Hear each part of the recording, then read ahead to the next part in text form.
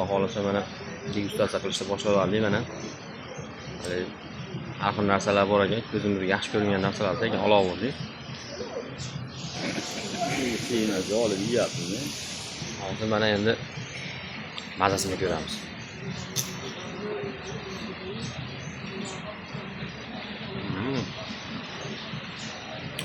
Nimaligini bilmadim.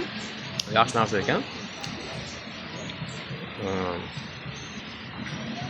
Turibga o'xshaydi. Faqat turibkali asal qo'shilganga o'xshagan ta'm kelyapti. Lekin yaxshi narsa ekan.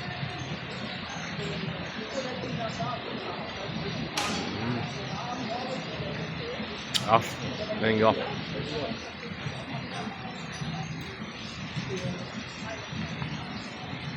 Finali trenddagi uzumdan bo'ladi. Xitoy uzumi. Qani, yeb ko'raylik.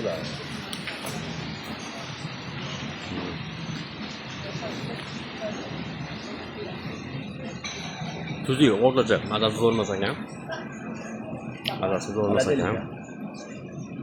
Bundan o'zimiz haligi kelinchak bayama qirim uzumlar mingmarta yaxshi. Hali yaxshi uzumlarni aytmayapman, o'rtacha uzumlar bor. Aslan mingmarta yaxshi ekan undan ko'ra. Lekin ko'rinishi chiroyli ekan. Ana endi tarvuz yeb ko'ramiz. Tarvuziga ham ish yo'q ekan. O'zimizni mesli tarvuzlar, O'zbekiston tarvuziga umuman yetadigan tarvuz yo'q ekan. Xudoga shu O'zbekistonda yashayapmiz, meva-chelarimiz bularga nisbatan ancha mazali, ancha shirin ekan. Endi navbat mana drakonga. Drakonni hozir tupidan uzib olib kelishdi. O'zimizda pishmaganini yeyatuvdik. Endi qani bu pishganini endi mana yeb ko'ryapmiz. Tupidan uzib olib keldi, svejiy dedik qani. Drakon. Lekin yaxshi, mazasi ham yaxshi ekan. Lekin o'ta yumshoq pishgan ekan. Faqat shirasi sal kamroq ekan.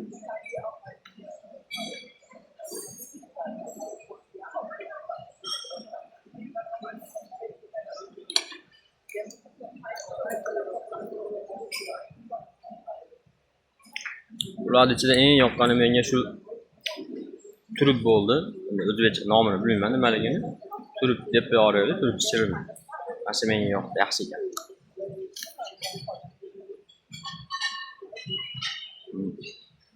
Yaxshi zo'rnasi.